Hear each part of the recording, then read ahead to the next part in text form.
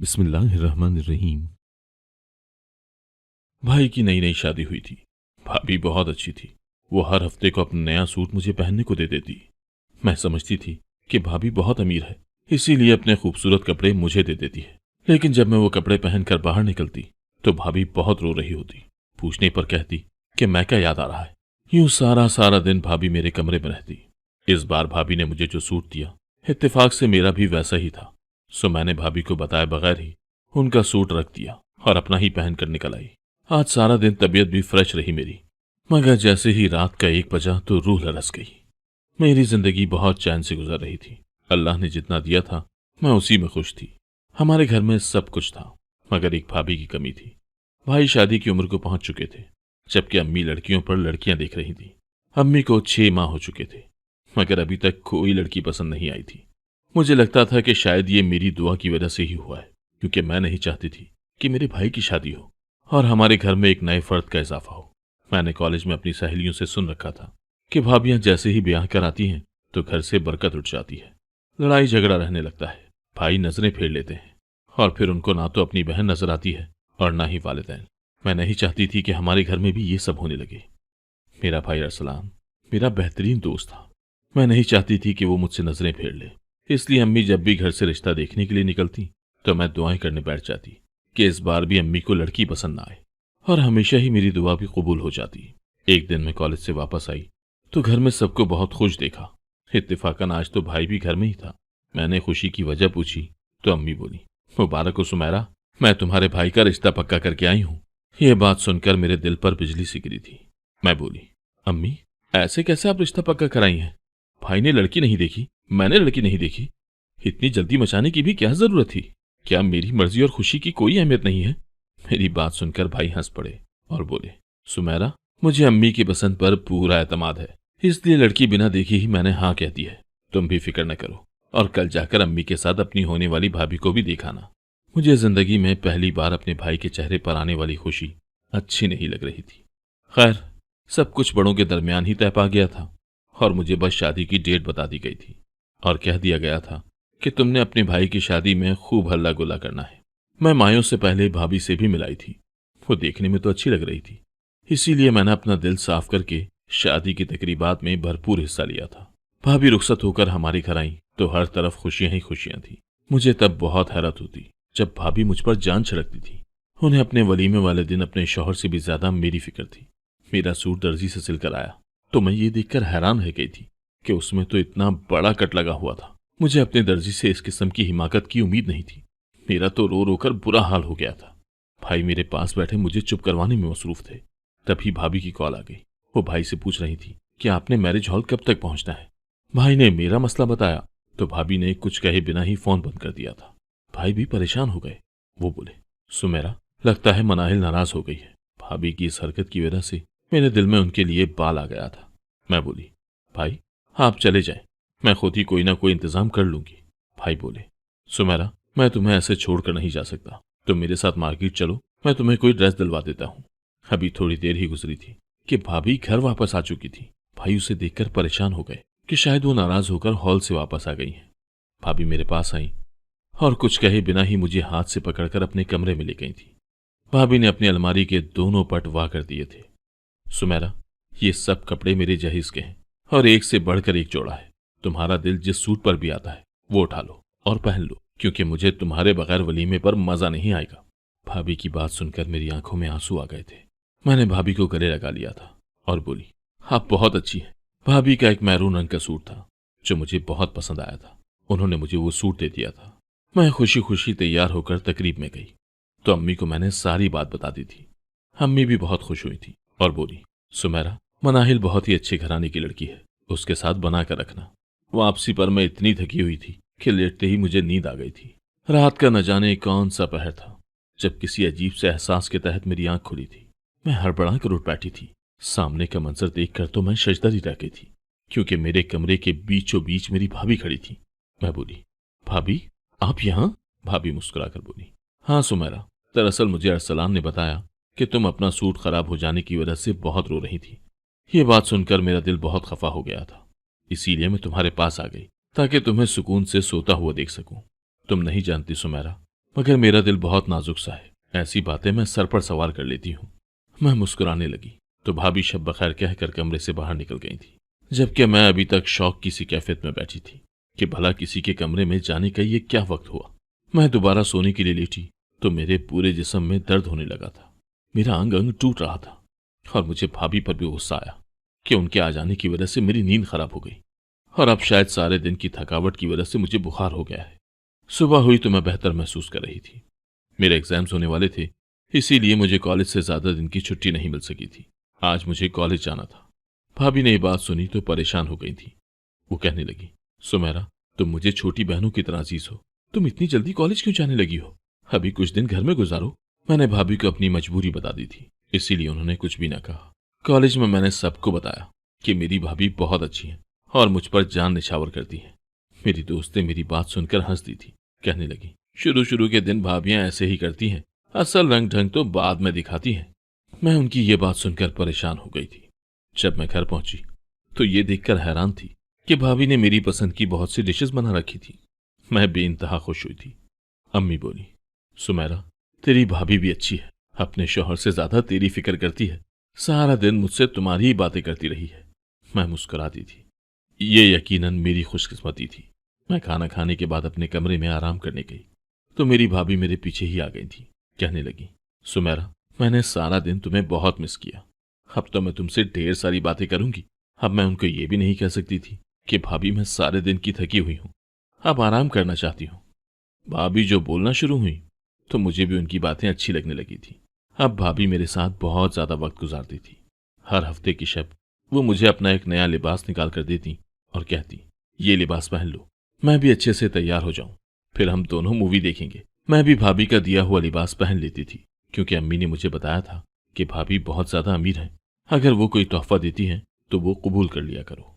मैं और भाभी नया लिबास पहनकर मूवी देखने बैठ जाती, मगर कभी भी वो फिल्म पूरी न देख पाती थी, क्योंकि मुझे जल्दी सोने की आदत थी। इत्तेफाक की बात यह थी कि इतवार के दिन मुझ पर बहुत ज्यादा थकावट तारी रहती थी। मेरा जिस्म इतना दर्द करता था कि मुझसे हिला भी नहीं जाता था। भाभी मेरे कान में कहती, सुमेरा, ये तुम्हारी किताबों से इश्क है जो इतवार के दिन बीमार पड़ जाती हो, या फिर मैं कुछ और ही समझूं? मैं और भाभी आपस में काफी फ्रैंक हो चुकी थी, इसीलिए एक दूसरे के साथ मजाक भी कर लिया करती थी। उन्हीं दिनों अम्मी ने मुझे बताया कि उनकी बहन की नन ने मेरा रिश्ता मांगा है। उनका बेटा दुबई में इंजीनियर है और हमारी सोच से भी ज्यादा कमाता है। अम्मी कहने लगी, तुम्हारे इम्तहानात खत्म हो जाएं तो तुम्हारी शादी मैंने यहां कर देनी है। मैंने भी सर हिला दिया और कह दिया कि जैसे आपकी मर्जी, मुझे कोई ऐतराज नहीं है, क्योंकि मेरे पास ऐतराज की कोई वजह भी तो नहीं थी। अम्मी ने उस रिश्ते के मुतालिक अब्बू से बात की तो वो भी मान गए, मगर भाई ने साफ साफ इनकार कर दिया। भाई बोले कि मुझे अपनी बहन की शादी दुबई में नहीं करनी। मेरी एक ही तो बहन है, मैं चाहता हूं कि इसकी शादी यहीं हो, पाकिस्तान में। मेरी बहन मेरी नजरों के सामने तो रहे। अम्मी ने भाई को मनाने की बहुत कोशिश की। तब वो बोले, अम्मी, अगर आपने मेरी बात नहीं मानी तो मैं ये घर छोड़कर चला जाऊंगा। हम सब भाई की बात सुनकर बेहद हैरान हुए थे। अब्बू कहने लगे कि तुम आज के बाद अरसलान से इस रिश्ते के मुतालिक बात मत करना। हमारा एक ही तो बेटा है, अगर वो भी हमें छोड़कर चला गया तो हम क्या करेंगे? अम्मी ने भी इस रिश्ते की बात को दिल से निकाल दिया था, मगर मैं अपने दिल से ना निकाल सकी थी, क्योंकि मैंने उस लड़के की तस्वीर देख ली थी और वो मुझे बहुत अच्छा लगा था। अब्बू ने अम्मी को तो बात करने से मना कर दिया था, मगर मैंने सोचा कि मैं एक बार भाई से बात करके जरूर देखूंगी। इसलिए शाम में जब भाई ऑफिस से आए तो मैं उनके कमरे की तरफ बढ़ गई ताकि उनसे बात कर सकूं। मैं दरवाजे के हैंडल पर हाथ रखने ही लगी थी जब मेरे कानों में भाभी की आवाज सुनाई दी थी। वो बोली, अरसलान, आपने मेरी बात मानकर मेरा दिल खुश कर दिया है। आपने बहुत अच्छा किया कि सुमेरा के लिए उस रिश्ते से इनकार कर दिया। वो बेचारी तो इतनी परेशान थी, मेरे पास आकर रोती रही थी कि भाभी, अब आप ही मेरा आखिरी सहारा है, आप प्लीज कैसे भी करके इस रिश्ते से इनकार करवाएं। भाई कहने लगे, मनाहिल, सच कहूं तो ये रिश्ता मुझे बहुत पसंद था। लड़का भी अच्छा है, पढ़ा लिखा है, लेकिन मैं अपनी बहन की नापसंदीदगी की वजह से चुप कर गया। आखिर जिंदगी तो उसी ने गुजारनी है ना। अगर उसे ही लड़का पसंद नहीं तो फिर इस शादी का क्या फायदा। मैं इससे ज्यादा कुछ भी नहीं सुन पाई थी, इसीलिए उल्टे कदमों वापस लौट आई थी। मेरा दिल बहुत उदास हो गया था। मैं तो ये सोच सोचकर ही परेशान होती जा रही थी कि आखिर भाभी ने ये सब क्यों किया। एक तरफ तो वो मुझ पर जान छिड़कती है, साय की तरह 24 घंटे मेरे साथ रहने की कोशिश करती है, मेरी पसंद के खाने बनाती हैं, मुझे अपने नए लिबास देती हैं और फिर मेरे पहने हुए लिबास किसी भी नखरे के बगैर खुद पहन लेती हैं। हालांकि जितनी वो अमीर हैं, ऐसे लोग तो अपना पहना हुआ लिबास भी दोबारा नहीं पहनते। फिर भाभी ने मेरे साथ ऐसा क्यों किया? मैंने सोच लिया था कि इस मामले पर मैं भाभी से बात जरूर करूंगी। शाम हुई तो भाभी मेरे कमरे में आ गई थी। वो इधर उधर की बातें करने लगी थी। जब मैं बोली, भाभी मेरा कहीं अच्छा सा रिश्ता ढूंढ दे, मेरा भी जी चाहता है कि मेरा घर बस जाए। मेरी बात सुनकर भाभी बेहद परेशान हो गई थी। वो बोली, सुमेरा तुमने शादी करके क्या करना है? यही तो दिन होते हैं एंजॉय करने के। मेरी मानो तो अभी से खुद पर शादी की जिम्मेदारी मत डालो। अगर मेरे हाथ में हो तो मैं 2-3 साल तुम्हारी शादी ना होने दूं।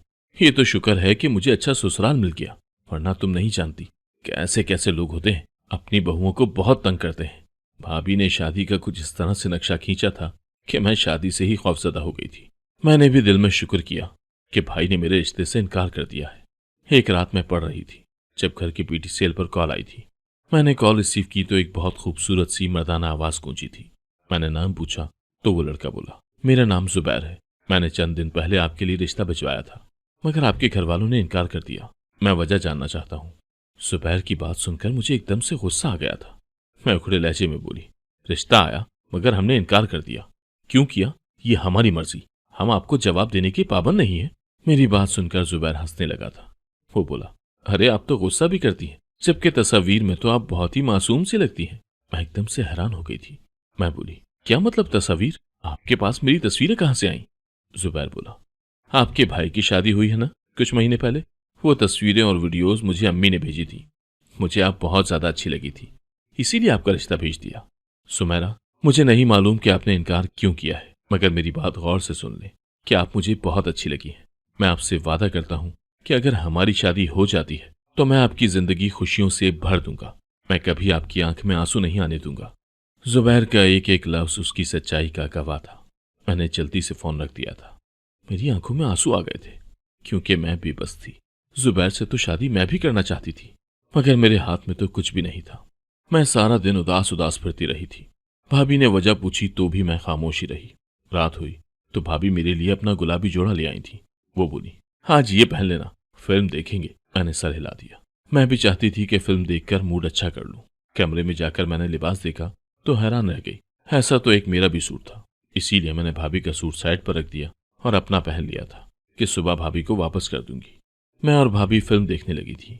वो साथ साथ तबसरा भी करती जाती थी, मगर मेरा दिल किसी भी चीज में नहीं लग रहा था। मेरे कानों में जुबैर के अल्फाज गूंज रहे थे, इसीलिए मैं बहाना बनाकर उठ गई और बोली, भाभी मुझे नींद आ रही है बहुत। भाभी मुस्कुराकर कहने लगी, तुम और तुम्हारी ये नींद। मैं चुपचाप अपने कमरे में आकर लेट गई। मैं पहलू पर पहलू बदलती रही। फिर कहीं जाकर मुझे नींद आई थी। रात का 1 बजा था जब मैं खटके की आवाज से जाग गई थी। मैंने नीमवार नजरों से ऐसा मंजर देखा था कि मेरे हौसान खता हो गए थे। मैं चीख कर उठ बैठी थी। मेरे सामने मेरी भाभी खड़ी थी और उनके साथ अजीब से होलिये वाला कोई पीर खड़ा था। मेरी चीख सुनकर भाई और अम्मी भी मेरे कमरे में आ चुके थे। उन्होंने जब ये मंजर देखा तो सवालिया नजरों से भाभी की जानिब देखने लगे थे। भाभी नजरें झुकाए रोने में मसरूफ थी। जब भाई चिल्लाकर बोले, ये सब क्या हो रहा था? मुझे सब कुछ सच सच बता दो, नहीं तो मैं अभी तलाक दे दूंगा तुम्हें। भाई की बात सुनकर भाभी बहुत डर गई थी। वो कहने लगी, अरसलान आप तो जानते हैं ना, जब मैं 10 बरस की थी तो मेरे वालिदैन इंतकाल कर गए थे। मुझे मेरी फुप्पो ने ही पाल पोस कर बड़ा किया था। मेरी फुप्पो ने मुझ पर बहुत से मजालिम ढाए थे। बहुत दिन मैंने भूख में भी काटे थे। मैंने उनके घर में एक एक लम्हा जिस तरह से गुजारा है ये मैं ही जानती हूँ या मेरा अल्लाह जानता है।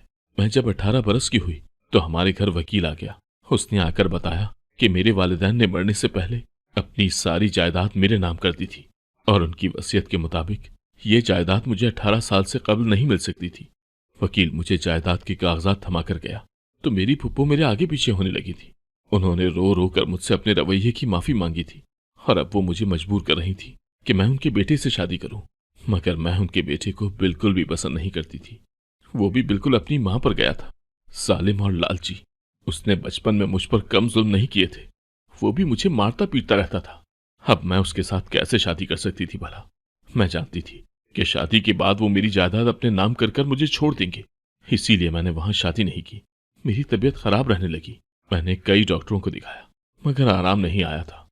फिर मेरी एक सहेली मुझे एक पीर के आस्थाने पर ले गई थी। पीर ने मुझे बताया कि मुझ पर मेरे किसी रिश्तेदार ने काला जादू करवाया है ताकि मैं मर जाऊं। अगर मेरी शादी हो जाती है तो फिर ये काला जादू मेरी मौत का सबब नहीं बनेगा बल्कि मेरे बांझपन का सबब बन जाएगा। ताकि मेरे मरने के बाद मेरी सारी जायदाद उनके नाम हो जाए। मैं बेतहाशा खौफजदा हो चुकी थी। मैं बोली, इस चीज का कोई हल नहीं है? वो बोले, हल है। अगर तुम हर हफ्ते की रात अपना नया लिबास किसी कंवारी लड़की को पहना दोगी और उस पर मैं अमल कर दूं, तो फिर जब वो लिबास तुम पहनोगी तो तुम्हारी ये सारी बीमारियां उस कंवारी लड़की की तरफ मुंतकिल हो जाएंगी। मैं परेशान हो गई थी कि मैं कंवारी लड़की कहां से ढूंढूं। उन्हीं दिनों मेरे लिए आपका रिश्ता आ गया था।